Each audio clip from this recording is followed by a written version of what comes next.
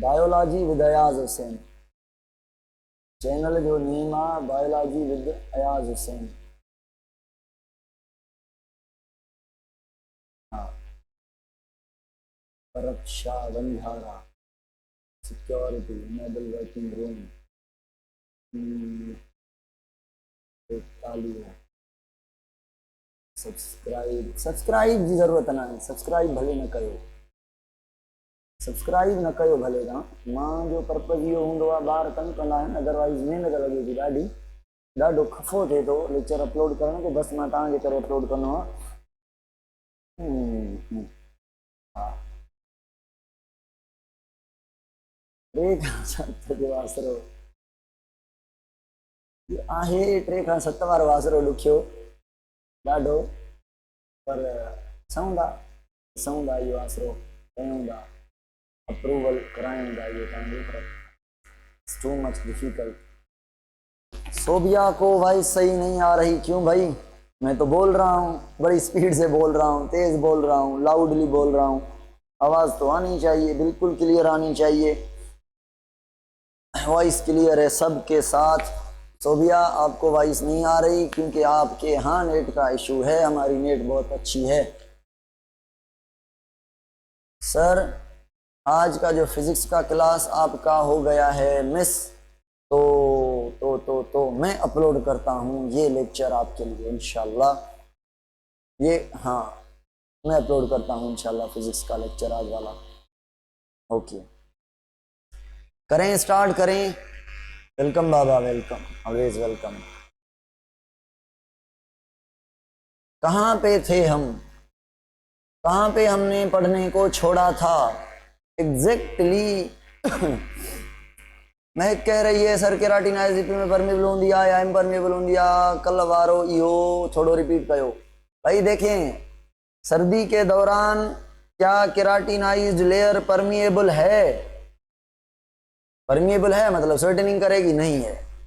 तो सर्दियों के दौरान ये इम्परमिएबल है टोटली। गर्मी के दौरान इसको परमिएबिलिटी, इसकी परमिएबिलिटी को इंक्रीज करने के लिए इसमें पोर जो है उनको खोला जाता है। कौन से पोर? स्वेट प्रोड्यूस करने वाले। हाँ, तो गर्मियों में हम कह सकते हैं कि हमारी जो स्किन है वो परमिएबल है क्योंकि वो पोर्स ओपन है, स्वेटनिंग हो रही है, पानी निकल रहा है बॉडी से। हाँ बिल्कुल, okay. Should we move now? हाँ बिल्कुल भाई, एग्जैक्ट पॉइंट बताएं कि कहाँ तक पढ़ाया था मैंने, मुझे याद नहीं होता भाई, 3-4 क्लासेस हैं और थोड़ा थोड़ा इधर उधर होता है कहीं। सीबम सीक्रेशन है, सीबम कोई सीबम किसका बना हुआ है? वैक्स है वो तो और इम्परमिएबिलिटी क्रिएट कर रही है भाई। ऑस्मो कन्फर्मर एंड ऑस्मो रेगुलेटर पढ़ा था, इट मींस आज osmo regulation in aquatic animal पढ़ेंगे। सही बात है भाई। भाई सुने, अब मैं पढ़ा रहा हूं आपको osmo regulators in detail. Osmo regulator जो एनिमल हैं वो इन्वायरमेंट के अकॉर्डिंग 2 टाइप के हैं। एक उस इन्वायरमेंट में रह रहे हैं जिनका इन्वायरमेंट है हाइपोटोनिक, यानी ये कौन से वाटर में रह रहे हैं भाई? Right in the chat box. Fresh water में, पॉन्ड्स में, रिवर्स में, लेक्स में वगैरह वगैरह। और दूसरे एनिमल्स हैं जो हैं ऑस्मो रेगुलेटर, मगर वो कहाँ पे रह रहे हैं? ऐसे एनवायरनमेंट में जहाँ पे एनवायरनमेंट है बॉडी से हाइपरटोनिक, इट मीन्स ये रह रहे हैं समंदर में, मैरीन एनवायरनमेंट में। ठीक है भाई, तो सवाल ये बताना है आपने कि ये एक ऑर्गेनिज्म है, ये उसका बाहर एनवायरनमेंट है। अगर ये फ्रेश वाटर का ऑर्गेनिज्म है तो इसके बॉडी के अंदर जो कंडीशन है वो हाइपर या हाइपो अपनी सराउंडिंग से, सराउंडिंग तो भाई हाइपो है, तो अंदर क्या होगा, नॉर्मल कंडीशन हाइपर नॉर्मल होगी। ठीक है, तो जब पानी अंदर जाएगा, इस फिशेस के अंदर पानी जाएगा, तो ज़्यादा पानी जाएगा या ज़्यादा साल्ट जाएंगे? बाहर एनवायरनमेंट हाइपो है, ज़्यादा पानी जाएगा तो कमी पानी की रहेगी कि कमी साल्ट की रहेगी? कमी साल्ट की को पूरा करेंगे। कैसे कैसे देखेंगे 2 मिनट के बाद, इनको देख लें। हाँ भाई, मेरीन वाटर में जो रह रहे हैं ये एनिमल, बाहर कंडीशन हाइपरटोनिक है, अंदर कंडीशन कौन सी होगी, हाइपोटोनिक। तो इनको प्रॉब्लम कौन सा होगा? इनको प्रॉब्लम ये होगा जब ये पानी को पिएंगे, ड्रिंकिंग करेंगे, इनके अंदर पानी के साथ साल्ट इतने ज़्यादा आएंगे कि इनकी बॉडी हाइपो नहीं रहेगी। इट मीन्स इनके साथ प्रॉब्लम होगा एक्स्ट्रा अमाउंट ऑफ साल्ट का इंटर होना। हाइपर है ना भाई बाहर का माहौल, तो इनको क्या करना है, एक्टिवली साल्ट को निकालेंगे बॉडी से। ये बातें हैं टोटली आज के लेक्चर की। सुने भाई, पहले मैं बनाता हूं आपके सामने एक फिश, बहुत अच्छी सी प्यारी सी नीले कलर वाली फिश। ठीक है, ये देखें भाई, वाह वाह जबरदस्त फिश है। ठीक है, फिगर में नहीं होती तो खा लेते हैं। ये फिश पानी में रह रही है, कौन से पानी में, फ्रेश वाटर में। इसका नाम है ट्राउट या ट्रॉट। ठीक है, ट्रॉट फिश एग्जाम्पल है, सिंटेक्स में लिखा हुआ है, याद करना है, फ्रेश वाटर फिश है। अब ये कल मैंने पढ़ाया था या नहीं, फिर मैं रिपीट कर रहा हूं कि जब ये मुंह के अंदर पानी लेगी, तो पानी लेने से जब ये पानी यहाँ पे मुंह के अंदर रखेगी पानी, इस पानी में ये ब्लैक कलर का मैंने पानी बनाया है और साल्ट इसमें कम होंगे, तो ये जो मुंह के अंदर पानी होगा ये गिल्स में जाएगा या नहीं? क्यों जाएगा भाई? जो मुंह में पानी लिया है इसने, जो मुंह में पानी लिया है वो कहाँ से लिया है? फ्रेश वाटर से। तो इसका आप ये समझ लें कि वाटर ज़्यादा है और साल्ट इसमें कम है, तो ये पानी हाइपोटोनिक है। हाइपोटोनिक है as compare to the gills. Gills के अंदर जो ब्लड है वो ब्लड हाइपरटोनिक है। अब कहेंगे सर खुशी खुशी से, बड़ी खुशी से पानी जाएगा इनटू द गिल्स। मछली क्या करती है? मुंह में पानी लेती है, उस पानी में 5% ऑक्सीजन होती है और थोड़े साल्ट होते हैं, ज़्यादा पानी होता है। कौन सी फिश की बात कर रहा हूं मैं, मैरीन की या फ्रेश वाटर की? ज़्यादा पानी होता है, थोड़े साल्ट होते हैं, 5% ऑक्सीजन होती है फ्रेश वाटर की। तो भाई ये पानी क्यों रखती है मुंह में? गैसेस एक्सचेंज करने के लिए एक तो, दूसरा पानी गिल्स के ब्लड के अंदर जाए। तो भाई मुझे बताएं जो पानी गिल्स में अंदर जाएगा, जो पानी गिल्स में अंदर जाएगा वो, उसमें साल्ट ज़्यादा होंगे या कम? भाई थे ही कम तो ज़्यादा कैसे जाएंगे? कम जाएंगे। अंदर बॉडी क्या है? हाइपर है। बाहर एनवायरनमेंट क्या है? हाइपो है। जब बाहर का पानी ज़्यादा जाएगा तो बॉडी हाइपर से क्या हो जाएगी? क्या होने लगेगी? हाइपो होने लगेगी। That is the problem for the fresh water fish. जब ये पानी गिल्स में जाएगा तो मतलब ब्लड में गया, मतलब सारी बॉडी में गया, तो बॉडी हाइपर से हाइपो बन गई। That is the problem for the fish. अब ये हाइपो से वापस हाइपर कैसे करेगी, क्योंकि नॉर्मल हाइपर है इसके अंदर कंडीशन। आप कहेंगे सर सिंपल है ना, सिंपल है। क्या सिंपल है सर? आप कहेंगे सर इसकी गिल्स पर होंगे एक साल्ट के ग्लैंड, यानी कोई सेल्स होंगे जो साल्ट, भाई ये पानी पड़ा है, इसमें साल्ट पड़े हैं थोड़े, तो थोड़ा पानी जाएगा, थोड़े साल्ट जाएंगे, पानी मुंह के अंदर बचेगा, मतलब साल्ट भी बचेंगे। बचे हुए साल्ट को एक तो पानी के साथ डिसॉल्व हो गए, जो बचे हुए साल्ट हैं उनको एक्टिवली ले या ना, to maintain the its hypertonic condition from the hypo. Yes, तो इसके जो साल्ट ग्लैंड हैं वो एक्टिवली साल्ट को एब्जॉर्ब करेंगे। क्या करेंगे? साल्ट को एब्जॉर्ब करेंगे। साल्ट को एब्जॉर्ब करेंगे तो अब पानी के साथ साल्ट ज्यादा आ गए, भाई शुक्र है, इतने ज्यादा नहीं हो गए कि बॉडी से नीड बढ़ गई, मतलब जुगाड़ हो जाएगा। अब सुने भाई, अब फिश की बॉडी अगर हाइपो है, साल्ट तो पूरे किए हैं मगर पानी ज्यादा इनटेक हो गया है। जब ज्यादा इनटेक हो गया है तो इसके पास है ये किडनी, और ये है फिश का रेक्टम, और ये है opening for the egestion.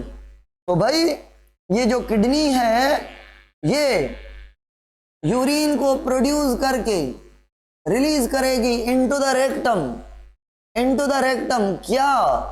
Kidney water को, क्या किडनी वाटर को वापस ब्लड में भेजेगी यूरिन से? नहीं भाई, तौबा करो, ज्यादा है, जान छूटे निकल जाए। और क्या? किडनी साल्ट को रिलीज होने देगी? भाई साल्ट तो थे ही कम, तो वाटर को रोकेगी नहीं, साल्ट को जाने नहीं देगी। इट मीन्स साल्ट की समहाउ एक्टिव रीएब्जॉर्प्शन होगी, मगर ज्यादा पानी जा रहा है तो ज्यादा साल्ट नहीं ले पाएगी ये फिश।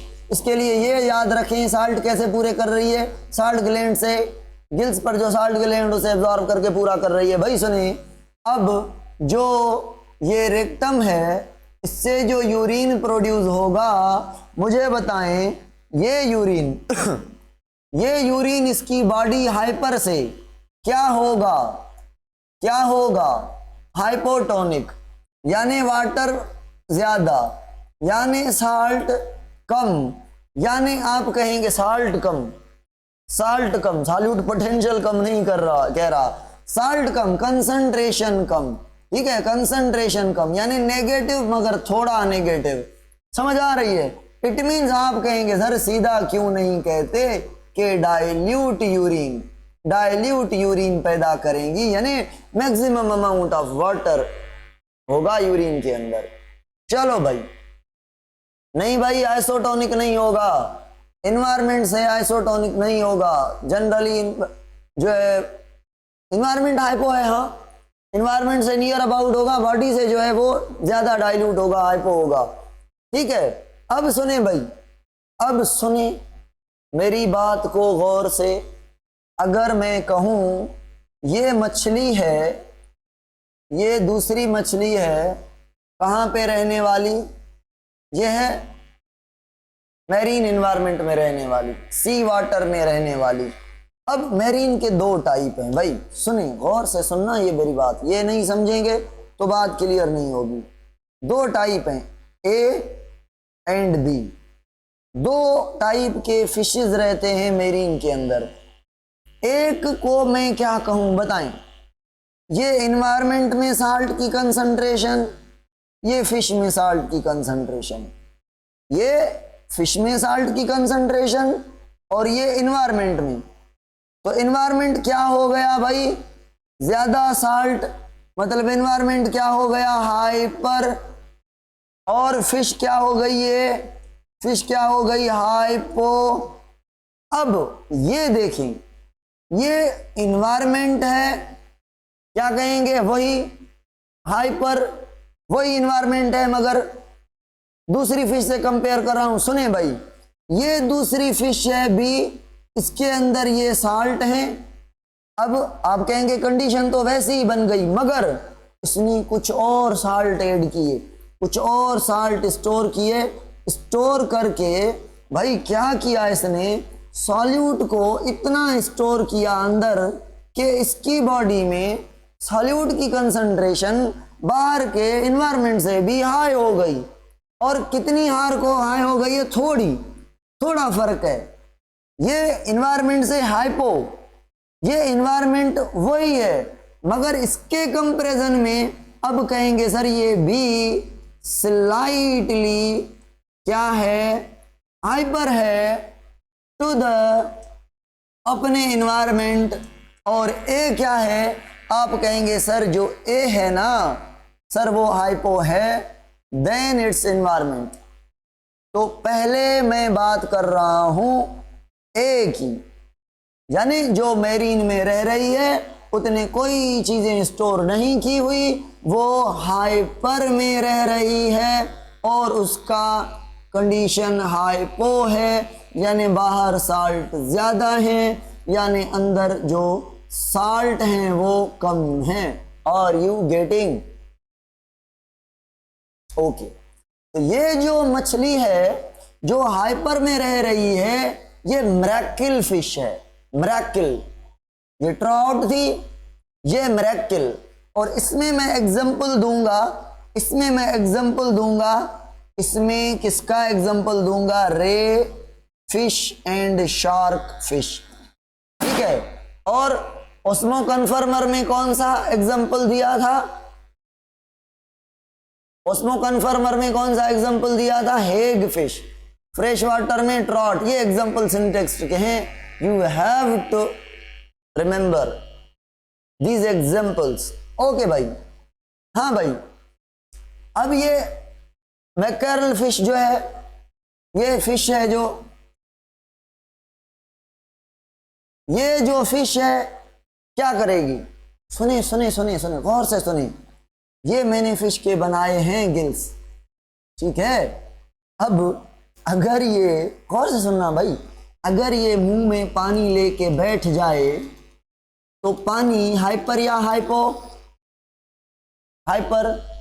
तो गिल्स का पानी बाहर आएगा या गिल्स में एब्जॉर्ब होगा, बाहर आएगा। तो ये क्या करती हैं, ये क्या करती हैं, ये पानी को क्या करेंगी, ड्रिंक करेंगी, मुंह में लेकर एब्जॉर्ब नहीं करेंगी। ये एब्जॉर्ब कर रही थी। ड्रिंक और एब्जॉर्ब में फर्क समझ रहे हैं। गिल्स में पानी खुद ब खुद फ्री में जाएगा और ये पानी पिएंगी, एलिमेंट्री कैनाल में जाएगा, वहां से पानी को जुगाड़ करके जो है बॉडी के अंदर पहुंचाया जाएगा। ड्रिंकिंग वाटर सप्लाइड होगा बॉडी को स्टमक से, बिल्कुल। चलो भाई, समझ गए आप, समझ गए आप। तो भाई ड्रिंक करेगी, बाकी गैसेस एक्सचेंज गिल्स पर होगी, ठीक है। ड्रिंक करने के बाद अब बताएं, गिल्स में जो ब्लड होगी उसमें साल्ट ज्यादा होंगे, तो बॉडी में कौन सा पानी गया है, कौन सा पानी गया है जिसमें पानी कम था और साल्ट ज्यादा थे। तो बॉडी ज्यादा साल्ट ले रही है, तो कंडीशन कौन सी हो रही है, हाइपर। बॉडी की कंडीशन हाइपो, अब हाइपर हो रही है, तो ये नहीं होनी चाहिए, इसको वापस रिट्राइव किया जाए हाइपो में। उसके लिए गिल्स क्या करेंगी, साल्ट को एब्जॉर्ब करेंगी या साल्ट को रिलीज करेंगी, साल्ट को रिलीज करेंगी। यहाँ पे भी साल्ट के ग्लैंड होंगे फ्रेश वाटर फिश की तरह, मगर वो साल्ट को ले रहे थे, साल्ट को चुन चुन के एब्जॉर्ब कर रहे थे। और यहाँ पे साल्ट को चुन चुन के गिल्स से, ब्लड से निकाला जाएगा इनटू द पानी। इसका ये मतलब नहीं है गिल्स बाहर निकल आएंगी और पानी में साल्ट फेंक के चली जाएंगी। भाई गिल्स वहीं के वहीं माउथ के अंदर जो पानी है उसमें पानी साल्ट को रिलीज करेंगी। तो कुल मिला के गिल्स ने क्या किया, हाइपर से हाइपो की तरफ भेजा, यानी इसने रिमूव किया किसको, साल्ट को। हाँ भाई एक और बात, इसमें भी किडनी होती है, इसमें भी किडनी होती है। और किडनी क्या करेगी इसकी, हाँ भाई अभी बताएंगे आप मुझे क्या करेगी किडनी। किडनी जो यूरिन रिलीज करेगी इनटू द रेक्टम, तो ये जो यूरिन रिलीज होगा इसके अंदर साल्ट कम होंगे या ज्यादा, एक बात सुन लें, not maximum amount of salt removed by the salt gland but somehow the extra salt removed by the salt gland। अब भी साल्ट ज्यादा है तो पानी जो पानी पिया था उससे जो साल्ट हैं वो बाहर निकल जाएंगे, यानी ये जो यूरिन है इसमें साल्ट की कंसंट्रेशन ज्यादा होगी क्योंकि पानी साल्ट वाला पिया था। इट मीन्स कंसंट्रेटेड यूरिन होगा, कंसंट्रेटेड यूरिन होगा इट मीन्स वाटर पोटेंशियल लो वाला, सॉल्यूट पोटेंशियल लो वाला, यानी मोर नेगेटिव वाला यूरिन होगा। अब अगर मैं पूछूं आपसे कि इनका यूरिन हाई सॉल्यूट कंटेनिंग है अपने एनवायरनमेंट से या बॉडी से, आप कहेंगे सर बॉडी हाइपो है, बॉडी से होगा कंसंट्रेटेड, और इनका यूरिन आइसोटोनिक होगा to their environment. Got it? Okay, ये भाई हो गई gases excretion in the marine. एक और बात जो रह गई है मुझसे सुने। अब बात ये है ना भाई, किडनी साल्ट को रीएब्जॉर्ब नहीं करेगी, समझ रहे हैं ना मेरी बात। साल्ट को रीएब्जॉर्ब जाने दो भाई, ज्यादा है जाने दो। और साल्ट कितने जाएंगे, इक्वली जितना पानी जाएगा उसके हिसाब से साल्ट जाएंगे, कम तो नहीं हुए ना। तो ये जो मोर कंसंट्रेटेड, ये जो सॉल्यूट ज्यादा हो रहे हैं, ये इसलिए हो रहे हैं, ये जो रेक्टम है ना, रेक्टम पर भी ग्लैंड है, और ये जो ग्लैंड है ब्लड से एक्स्ट्रा साल्ट को, ब्लड से नॉट किडनी से, ब्लड, क्योंकि ब्लड इससे कनेक्टेड होती है, क्योंकि रेक्टम से एब्जॉर्प्शन वगैरह का सिस्टम होता है। यहां पे रेक्टम से ब्लड के साल्ट जाएंगे इनटू द यूरिन, ठीक है।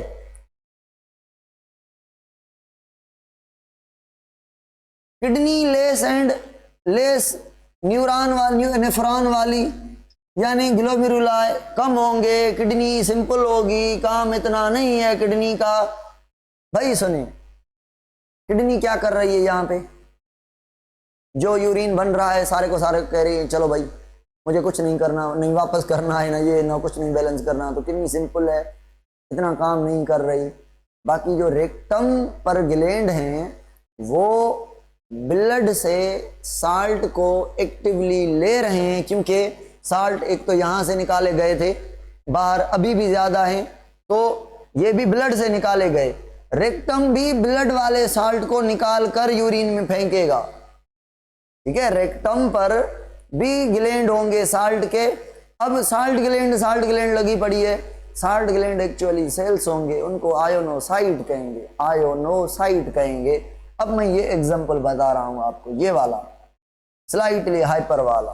उम्मीद है कि ये चीज समझ आ गई होगी, और मुझे ये बताएंगे कि एक बी फिश है जिसका एनवायरनमेंट हाइपर था, मगर इसके पास जो इनऑर्गेनिक सॉल्यूट थे वो कम थे। इसने क्या किया, ऑर्गेनिक सॉल्यूट को स्टोर करके अपनी बॉडी की जो कंसंट्रेशन है वो क्या कर दी, बढ़ा दी इन्वायरमेंट से। तो ये जो फिश है ये वाली अपने इन्वायरमेंट, इससे ये इसका इन्वायरमेंट है, ये फिश की अंदर की बॉडी है, इसने अपना इन्वायरमेंट क्या कर दिया, स्लाइटली हाई पर कर दिया देन इट्स एनवायरमेंट। समझ आ रही है? अब स्लाइटली हाइपर कैसे हुआ आप कहेंगे, ये देखें सर, ये देखें ये क्या हुआ है, ये ब्लेंडर हुआ है एनवायरमेंट के साथ, ये स्टोर किए गए हैं ओस्मोलाइट, यानी स्टोर किया गया है यूरिया, यूरिया स्टोर किया गया है। यूरिया ऑर्गेनिक सॉल्यूट है, ऑर्गेनिक सॉल्यूट की वजह से मुझे बताएं वाटर अट्रैक्ट होगा या नहीं? भाई होगा। तो भाई इस फिश को अगर ये मैरीन एनवायरनमेंट में रह रही है, मैरीन में रह रही है, तो इसको मसला था कौन सा कि ये पानी ना इसका निकल जाए। तो इस पानी के ना निकलने के लिए इसने क्या किया, ओस्मोलाइट को बॉडी में स्टोर करके रखा, ब्लड में, इसकी ब्लड में ओस्मोलाइट पड़े। अब इसकी ब्लड क्या हो गई है, अब इन्वायरमेंट हाइपर था, उससे भी हाइपर हो गई है, थोड़ी हाइपर हो गई है। तो अब ये प्रॉब्लम होगा डिहाइड्रेशन का। ये डिहाइड्रेशन का गिल से, यहां से तो नहीं निकलेगा पानी, गिल से नहीं निकलेगा। ठीक है, समझ गए भाई? ये प्रॉब्लम है, ये इसने कवर किया है। तो ये भी मेरीन है, मगर जो ये है फिश कौन सी, रे फिश और जो है शार्क फिश, इसने ये जुगाड़ किया है डिहाइड्रेशन से बचने के लिए। बाकी मेरीन है वही काम करेगी, मगर इसने क्या एक चीज क्या की है, डिहाइड्रेशन ना हो, गिल से पानी ना निकले, डिहाइड्रेशन से बचने के लिए पानी बाहर न निकल जाए, इसने ये एक जुगाड़ किया जिसको कहते हैं storage of waste inside the body to attract the water. ठीक है, शार्क के टीथ नहीं भाई, बस छोड़ दें, शार्क के टीथ नहीं, बड़े खतरनाक होते हैं, निकल ना आए इधर से, मुझे भी ना काट ले और आप भी सामने बैठे हैं, तो इसलिए इसको छोड़ते हैं। रेक्टम ग्लैंड का क्या काम है, वही काम है जो मेरीन वाला होगा। रेक्टम पर ग्लैंड होंगे, वो क्या करेंगे, वो ये जो रेक्टम पर हैं ये ग्लैंड होंगे, ये लाल वाइट कलर के ग्लैंड हैं जो क्या करेंगे, ब्लड से, ये लाल कलर की ब्लड है, इससे साल्ट को इधर भेजेंगे, इधर भेजेंगे, इधर भेजेंगे। Got it? कोई मसला? सर डिहाइड्रेशन, सर इंग्लिश थोड़ी जल्दी पकड़ में, osmo regulation bye contractile vacuole पढ़ाएंगे, अभी पढ़ रहे हैं भाई, सुने सुने सुने सुने सुने सुने, आ जाएं भाई, आ जाएं, आ जाएं। अभी मैं क्या बताऊं आपको, एक है जिसका नाम है protozoa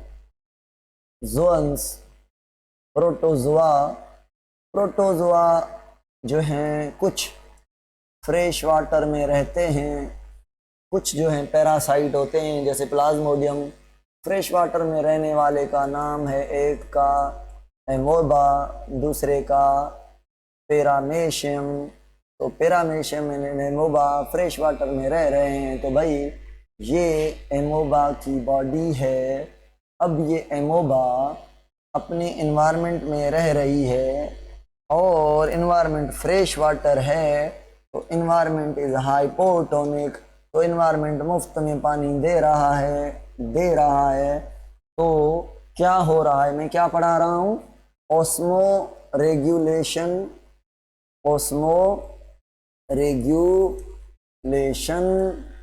bye contractile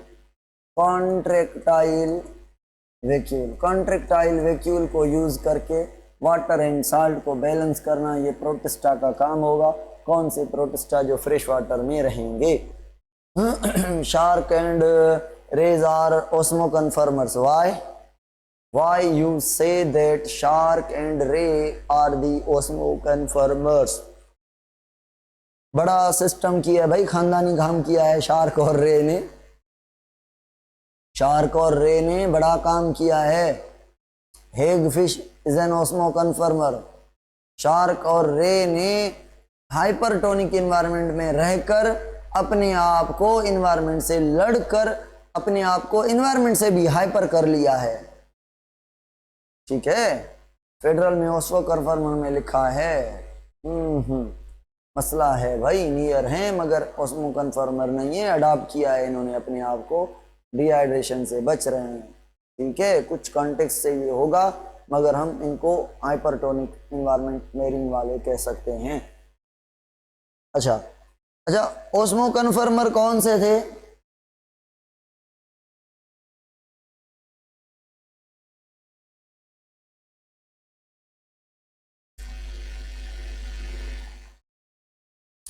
Most of the invertebrate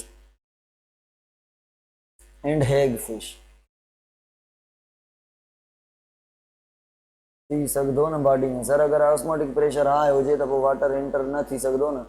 भाई सुने प्रांजल बाबा, देखिए अगर गिल्स के पास आप बात करें तो ऑस्मोटिक प्रेशर कैसे क्रिएट होगा?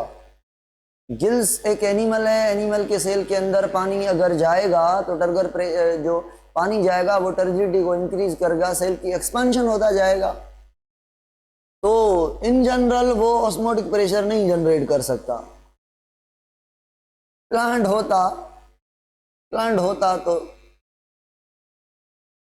आइसोटोनिक कैसे बनेगी आइसोटोनिक? क्या एक छोटी सी मछली पानी गेन करके वो एक पूरे समुद्र के साथ आइसोटोनिक बन सकती है? इट मीन्स उसमें इतने साल्ट आ जाएंगे कि समुद्र के साथ आइसोटोनिक बन गई। नहीं भाई, सारी मछलियां मिला के भी करें तो ये नहीं होगा, सारे इंसान मिला के साल्ट अपने आप में भर लें भी नहीं होगा। चलो आगे सुने, कल वाला होगा अपलोड, अभी होगा। कल मैं नहीं कर सका था, अभी जब अपलोड कर रहा हूं, अभी अपलोड करूंगा मैं, जैसे क्लास खत्म होगा मैं अपलोड करूंगा।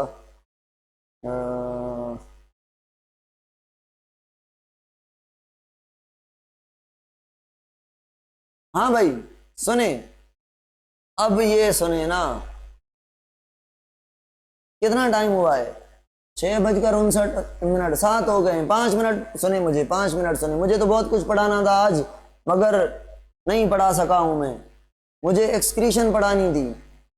सुने भाई, एमोबा के अंदर बताएं, एमोबा के अंदर कंडीशन कौन सी है? अंदर कंडीशन कौन सी है? फ्रेश वाटर में रह रही है तो hypertonic, it means water potential इसका लो, सॉल्यूट पोटेंशियल इसका लो, साल्ट की कंसंट्रेशन हाई यानी नेगेटिव ज्यादा है एनवायरनमेंट से, तो पानी अंदर जाएगा। अभी ब्रेक करते हैं, 2 मिनट दे दे मुझे आंचल, 2 मिनट भाई। तो पानी जब अंदर जाएगा तो मुझे बताएं कि सेल फट नहीं जाएगा? है इसके पास सेल वाल है? नहीं है। ऑस्मोटिक प्रेशर जनरेट कर सकेगा उतना? नहीं। तो क्या करेगा ये रखेगा अपने पास एक छोटा सा पाउच जिसको हम कहते हैं कॉन्ट्रैक्टाइल वैक्यूल। अब सुने, जरा सा भी वाटर इंक्रीज हुआ ना साइटोप्लाज्म में तो पीएच में चेंज करेगा। तो वो जरा सा भी वाटर बढ़ता हुआ वाटर भेजा जाएगा इनटू द वैक्यूल। कमेंट में मुझे बताएं पानी इंटर हुआ थ्रू द सेल मेम्ब्रेन कैसे इंटर हुआ? Passive active? Endosmosis passive. Vacuole contract करके पानी स्टोर करेगा और पानी आएगा स्टोर करेगा और आएगा स्टोर करेगा और आएगा और भी स्टोर करेगा, प्योर बढ़ता जाएगा।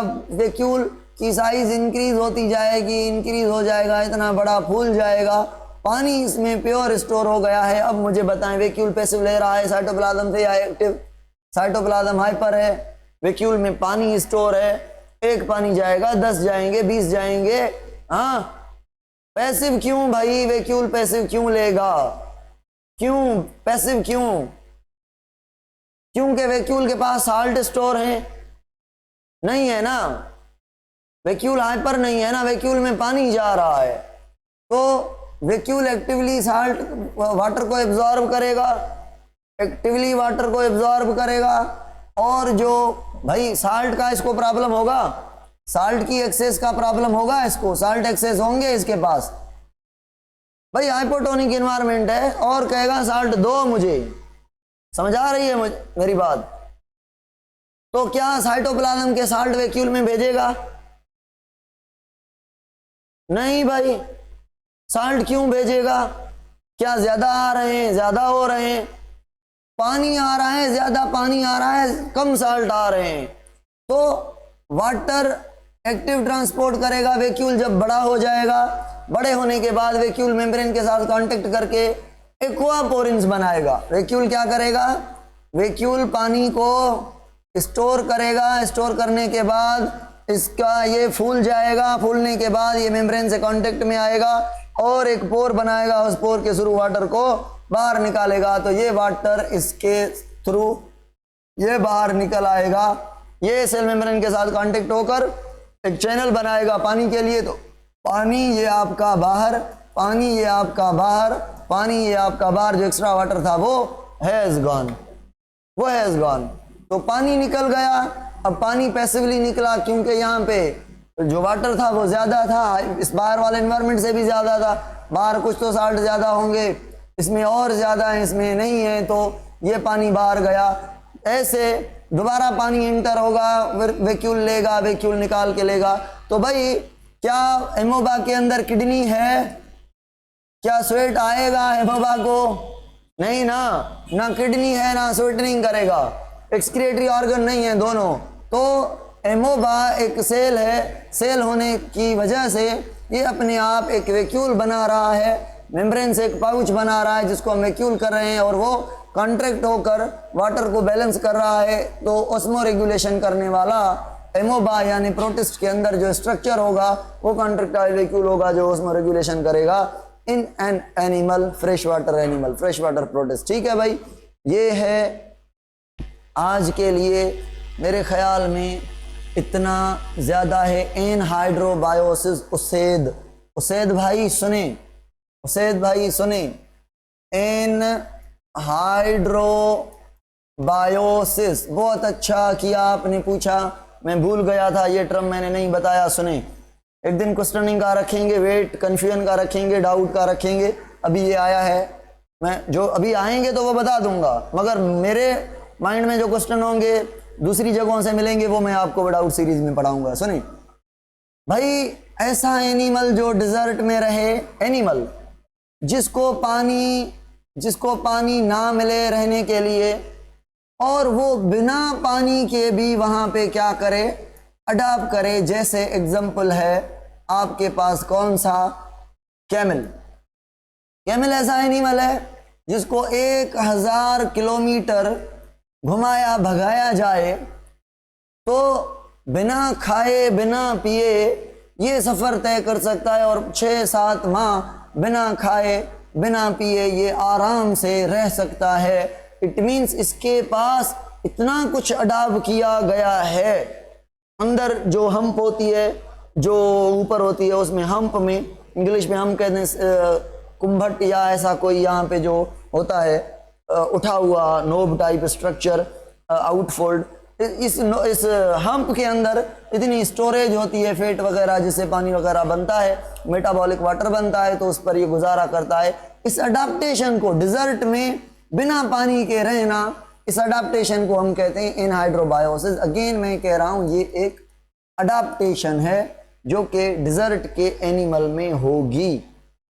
Anhydrobiosis is an adaptation to survive in very trace amount of water or in lake amount of water, in lake of water. Okay, okay.